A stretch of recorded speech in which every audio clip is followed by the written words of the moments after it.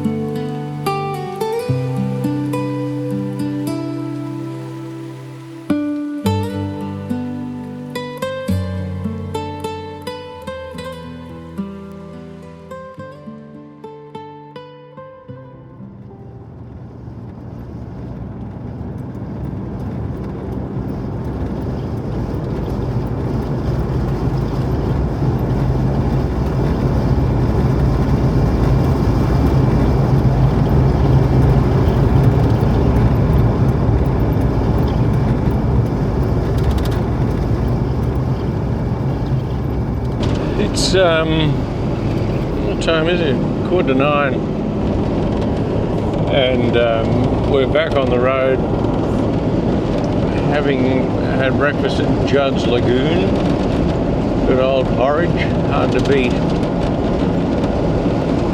It's about 4.5 hours to Carnarvon Gorge. So, all going well, we should arrive there sometime between 1 and 2, I suppose. But that assumes that we don't stop for taking photographs. I just actually stopped back there because the railway line just looked so scenic, you know, cutting through the countryside in a dead straight line. So if we see photogenic subjects, well, we're going to stop. Now, one of the issues is charging things, and I did mention that I'd forgotten to bring the battery for the Panasonic S5, my main go-to, you know, talking heads camera, and so I put it on the car charger, that is, you know, from the cigarette lighter. And for some reason or other it's not charging, so whether the amperage coming out of that is too low or it's a data only cable, I'm not sure. But that said, it actually charges the phone, so it's obviously not a data only cable, but it's one of the things that I thought of straight away. I thought, oh, I wonder if this cable is data only, but I proved myself wrong anyway. So I've got the power bank, and it's charging that now as we're driving, and I'm using the car charger to charge the phone. But you really do need to have a number of ways of charging your equipment, assuming that you have equipment that needs charging, like I do.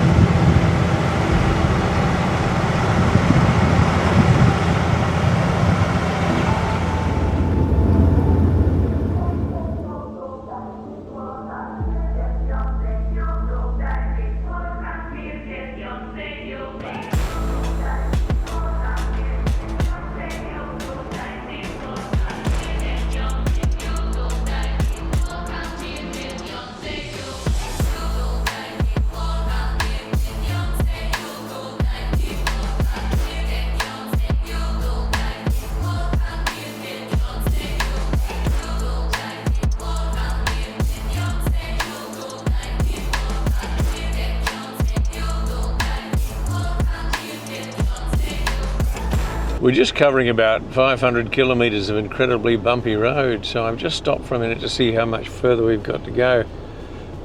Not that I plan on turning back or anything, it's just kind of interesting to know if I've got 100 more kilometres or 1,000 more kilometres.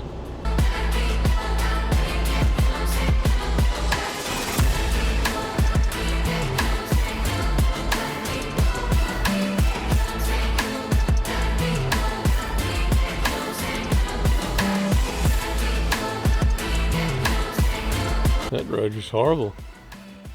It hasn't finished yet, so I'm not even sure where to go from here. According to this, the park entrance is 9 kilometres to the where we've just come from, and the Mount Moffat circuit drive is in that direction. And there's another sign over here.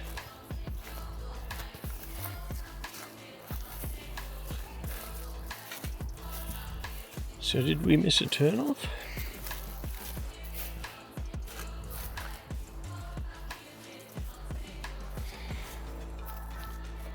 Which says the Mount Moffat circuit drive is straight ahead or to the right, which means you go in a huge circle by the look of the things. And the information hut is 8 kilometres from here. And the ranger base also 8 kilometres from here. Well, let's head in that direction.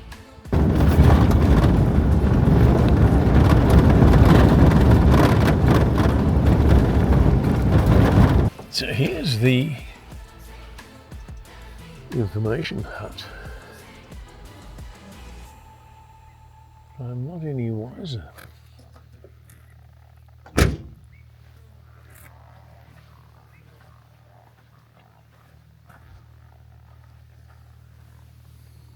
The ranger base is over there, somewhere or other.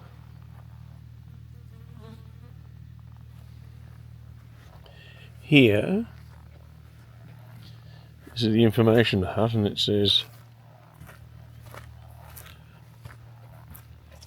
"Welcome to the Mount Moffat section."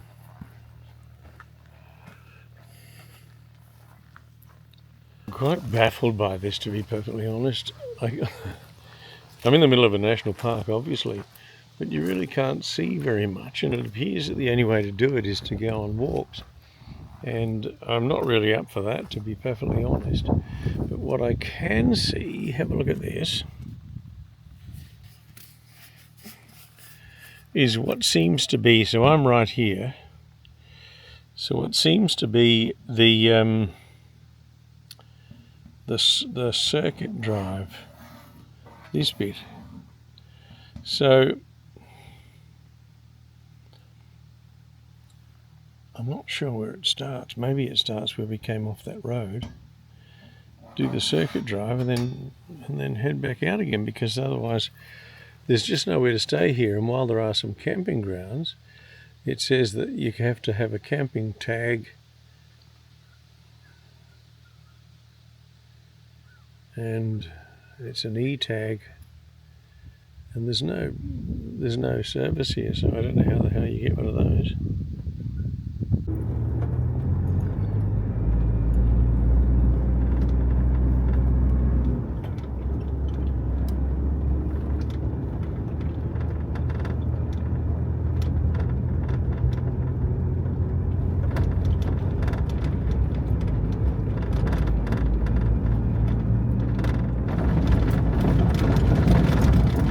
You know, I'm doing this circuit drive, and while it's quite pleasant, all I'm doing is driving around a national park surrounded by trees, and I can't really see any evidence of any of this Carnarvon Gorge, you know, the beautiful rocks and sandstone or anything like that. So maybe I'm wearing the wrong specs or something.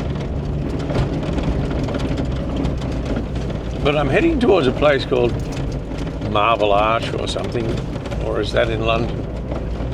Certainly someplace anyway, but let's see where we end up.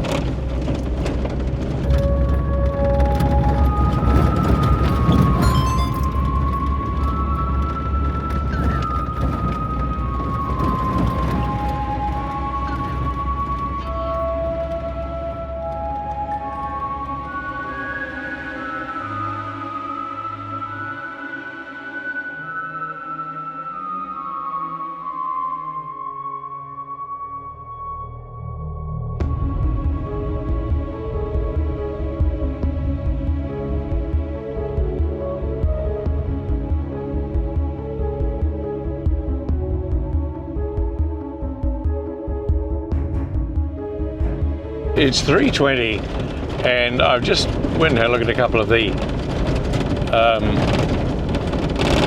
sites or spots in Carnarvon Gorge. Not that spectacular, just big chunks of rock really. But when I stopped to have a look at one, somebody stopped to point out that one of my shocks was hanging down. So the rear shock absorber, left hand side, the bolt and bush have fallen off. So it's just hanging down. So I'm not particularly bothered.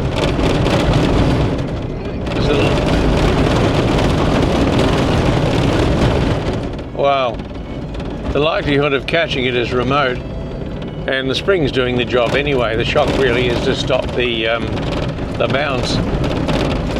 We'll just have to put up with a bit of bounce. But on this road, you'd barely notice anyway. But all of the camping areas use some sort of E-tag thing, and I wouldn't even know how to go about getting one because I haven't got any phone service. You can't really get to the ranger station. There was no one at the information centre. So I suppose these are things you probably have to do before you even leave home, you know. But you'd have to know, and I didn't know. So anyway, look, what I think we'll do is, seeing as it is now 3:30, we've really only got an hour and a half, so before, you know, darkness starts to set in. So I think we're going to brave that bloody awful road again and see if we can at least get back to that sealed section. And if we can, maybe we'll find somewhere to camp there. Otherwise, we'll press on and find somewhere to have a snooze. But we're finally back on the sealed sections. Made me realise that the shakedown trip wasn't intended to shake the car to bits, but that's pretty well what's happened. So apart from all of the other stuff, you know, like camping stuff, that rear shock, I mentioned that, has come adrift, and the bolt and bush has fallen out. So it's no big drama, it's just there's no shock absorber on that side. So I've got to get hold of a new bush, a new bolt. And the other thing I've noticed too is that there's some looseness in the steering, you know, so a little bit of a knock in the steering. Now that may be adjustment. I believe that the steering box allows some take up of slack, but you know, let's explore that, and then also check out all the steering components, you know, so drag link, tie rod ends, whatever else is involved there, and give them all a good shake and see if any of them move, because they're supposed to be quite rigid. But look, we'll look for a spot to set up camp for the night, because it's already now 5 o'clock, which means that in half an hour it's going to be pretty well dark. So even if we just get to stop, have a bite to eat and settle in, but we've got to find somewhere a bit secret. I don't really want to be parked in the middle of the bush alongside the road, so I'll keep an eye out.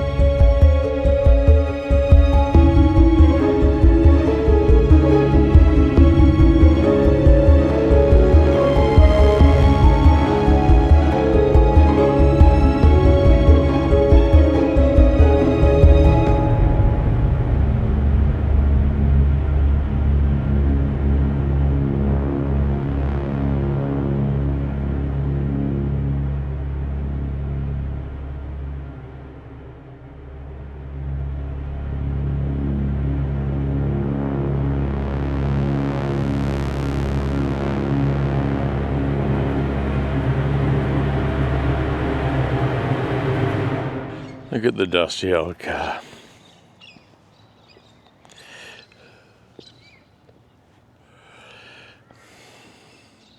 And remember I told you about that shock absorber? I'll show it to you. Can you see it hanging down there?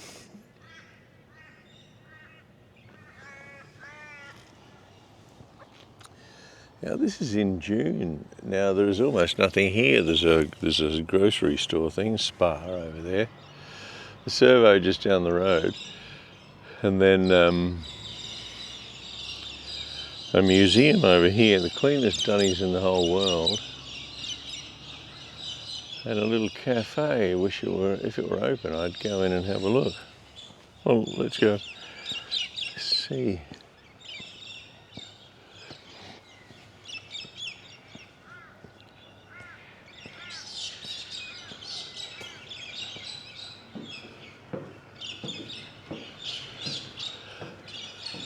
I think the cafe is open. Let's go and check it out.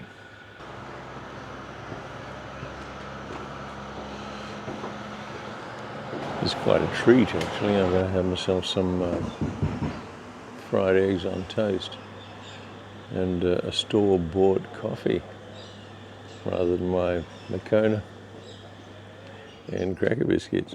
Porridge is alright.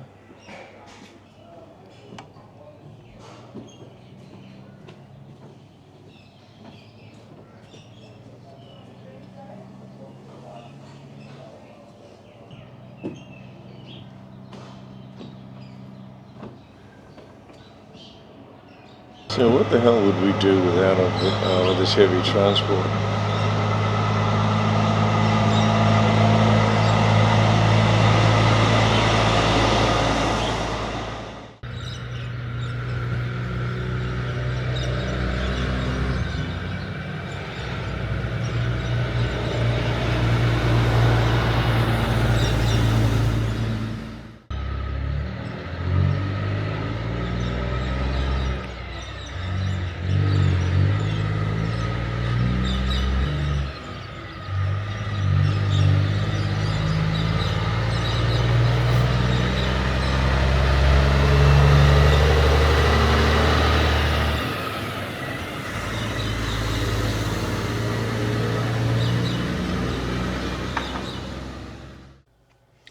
Injune's a fantastic little town, you know, apart from Ashley's Injune General Store, which used to sell, it looks like, menswear and footwear. And there was a barber, a stock and station agent and livery, all in the one broken down old place. It's a beautiful little town, you know, I mean, it's clean. And obviously a real hub for transport. I believe that it was established in 1920 as basically a soldier settlement, really, following the First World War. And the industry out here then was agriculture and forestry, as it often is, and mining, of course, because there's quite a few coal mines in the area. And today it's still fairly similar. It markets itself as the gateway to the Carnarvon, but Carnarvon's not anywhere I'm going to be going again in a hurry. That falling off shock absorber has left me with a sour taste. Maybe in a car with coil spring suspension and independent suspension all around or something, you know, but leaf springs and live axles are not ideal on those roads.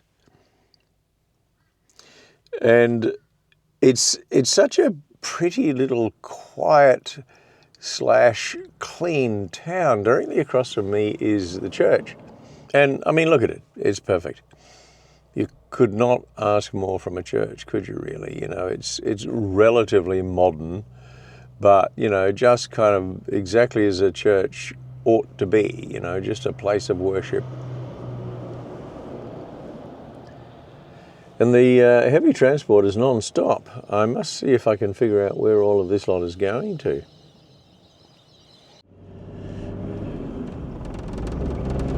I dropped into the servo, and one of the young fellas who was fueling up there said, "Oh, you've blown a shocky." And I said, "Yeah, I know. I've got to see if I can get a temporary fix, you know, maybe as I head back through Roma." And he said, "Oh, there's a mechanic just down the road."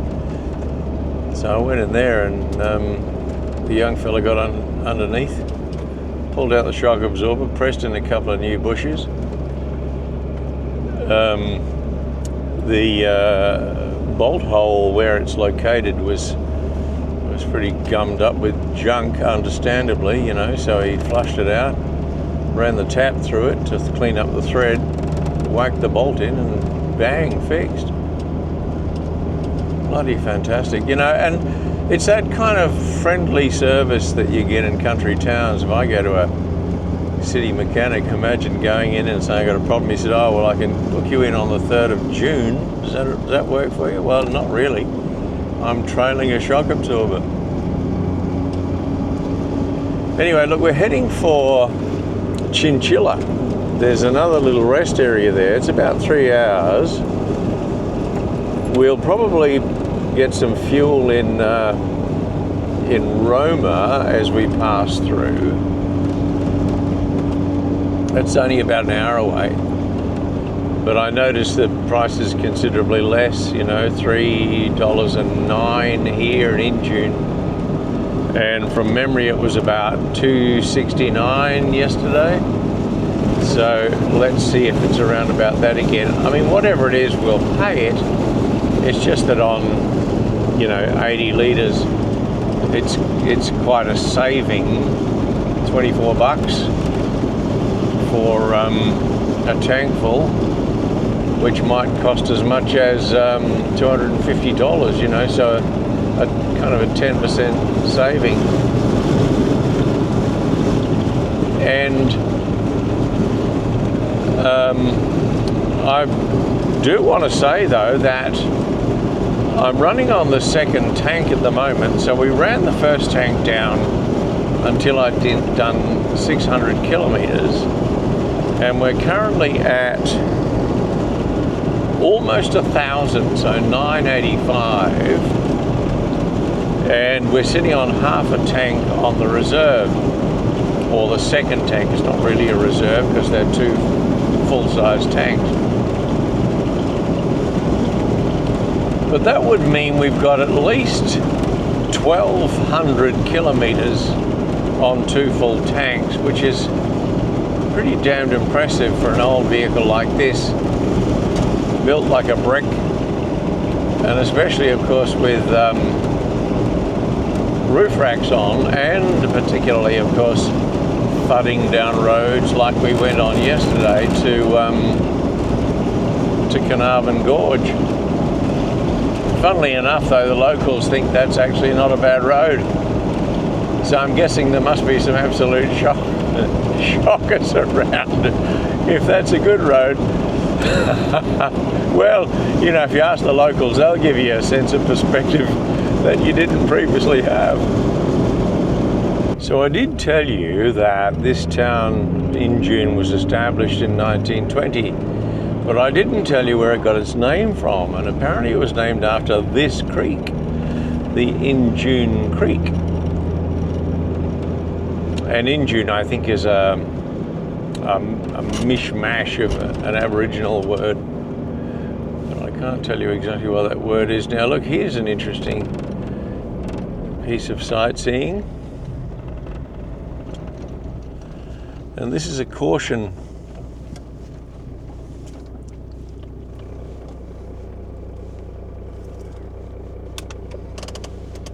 And this is why you don't speed.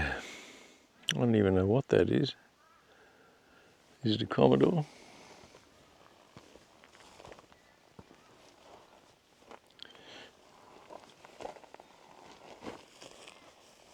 Pretty sure it was. And if you have a look at tire marks,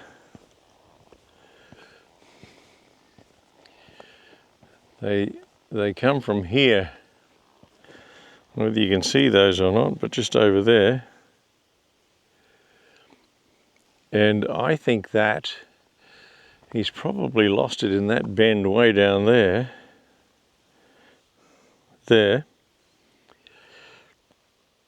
And swung around and then gone off the road here.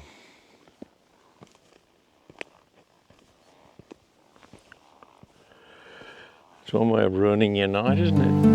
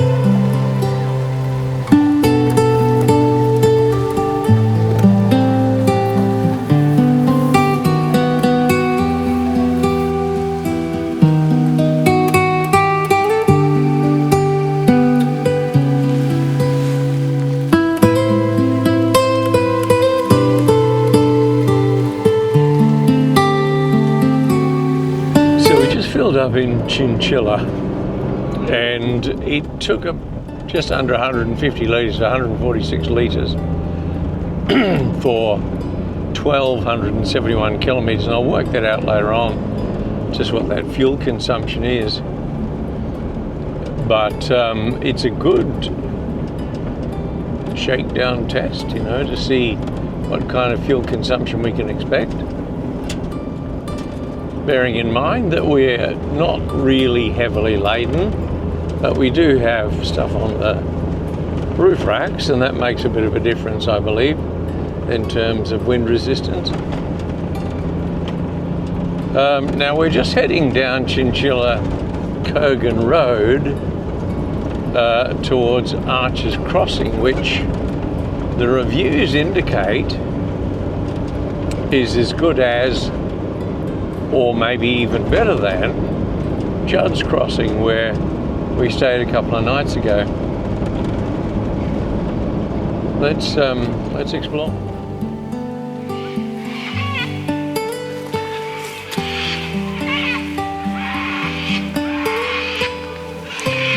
Well, you can hear the cockatoos.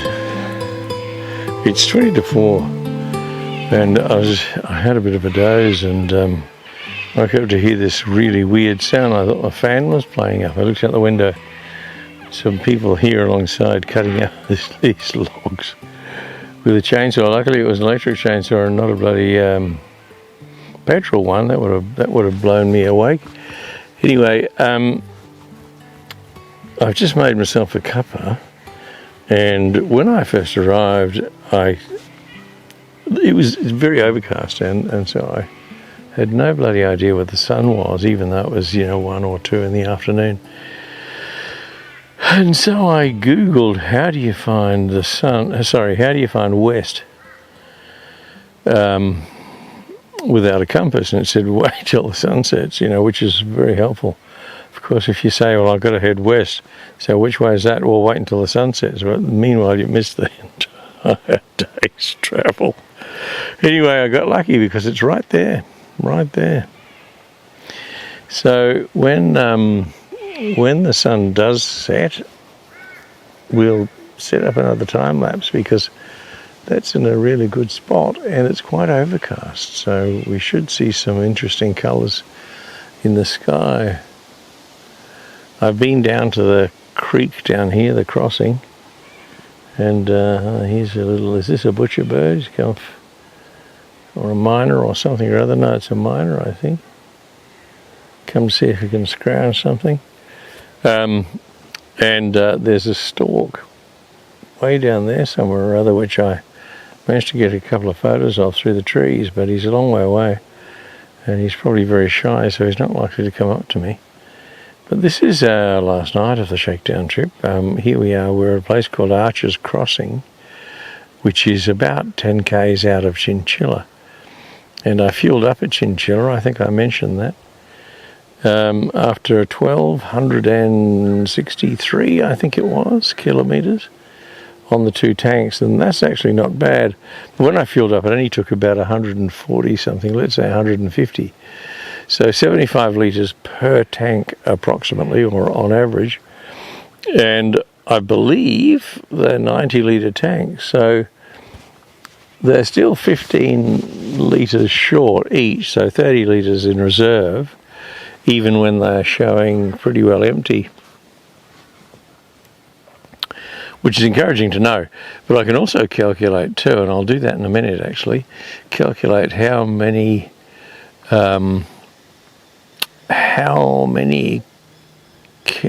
litres per 100 kilometres we've used, given that the vehicle's not particularly hefty, it's not carrying a huge amount of weight. But we did go down some pretty awful roads, so we were travelling fairly slowly, and that tends to consume a bit more fuel than cruising down a highway or motorway. And also we got a roof rack, and roof racks, of course, are big obstructions, as you're barging through the air.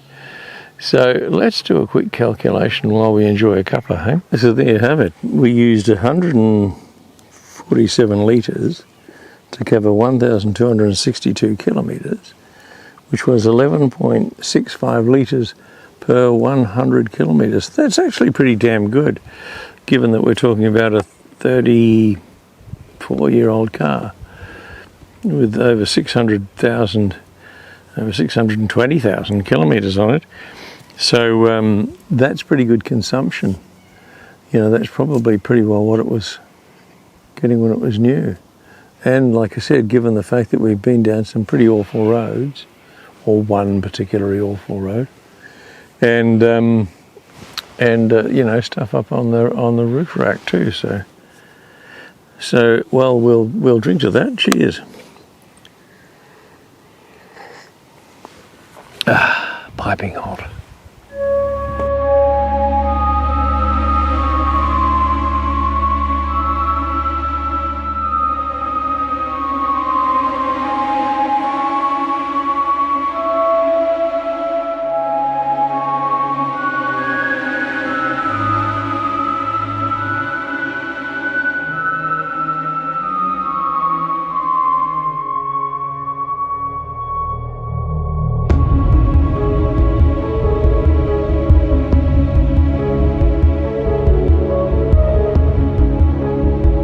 The sun has set. In fact, the sun set about 15 or 20 minutes ago.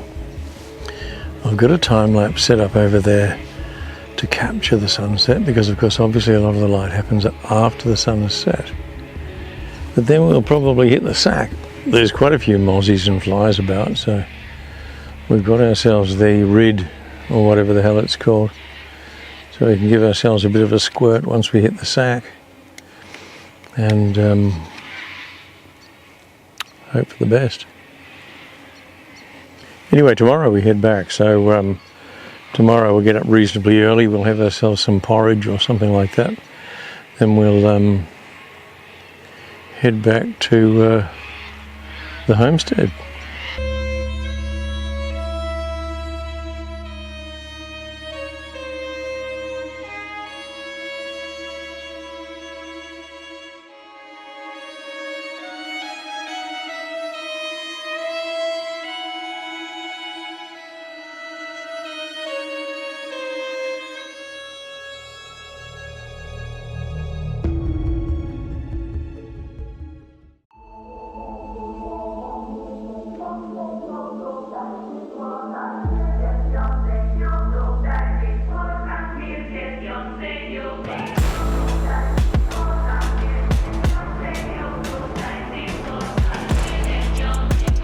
Another fairly broken night's sleep, and no noise, but overnight an intruder came. I had the bucket there with the pan and stuff in it, and someone's came and tipped it over and probably enjoyed whatever little last remnants of Hearty and Chunky were in there. I don't know, who would that be? No idea.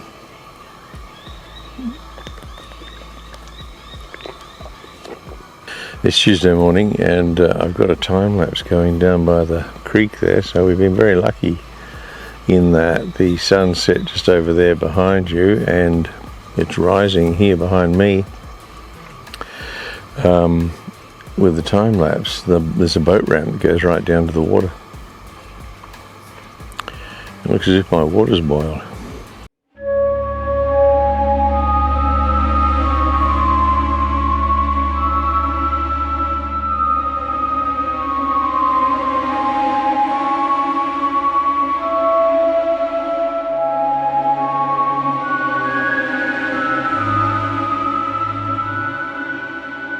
So motorbikes just crept thoughtfully past and gone down the track down there, which is considerate of them, seeing as it's very early in the morning. What is the time?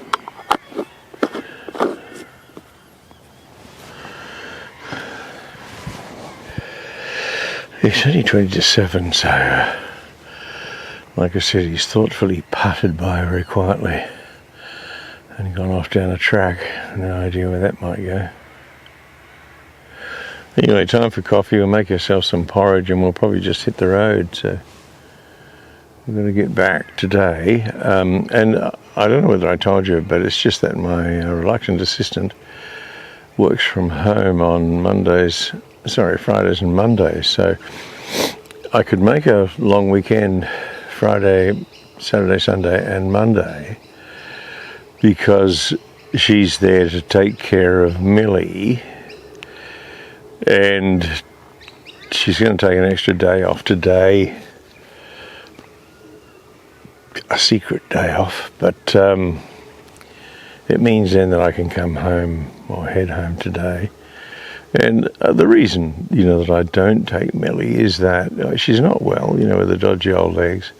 There's really nowhere for her to travel in here, and many of the places I've been, dog unfriendly, so the first camp that I stayed at overnight, the Wilgebush camp, no dogs. I think the second one, Judd's Lagoon, also no dogs. Any of the national parks that I go into, say for example Carnarvon National Gorge, are dog unfriendly.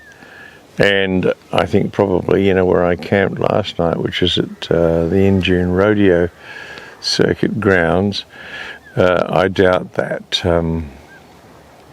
what's that bloody bird up to? He's trying to, you can't see him, but he's sitting up on the door. They're quite the survivalists, aren't they? They'll beg and scavenge and steal whatever they can get. I'm not sure he's willing to go in. Not that he can kind of grab anything anyway. I'm going to get a photograph of him. Let me grab the camera.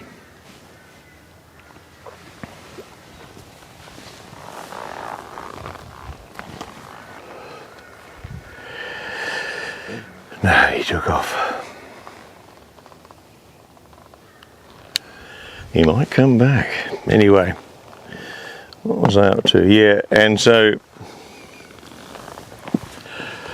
it just wouldn't be practical at all. I have taken dogs camping before, but then I've stayed in free camps that are not dog unfriendly, and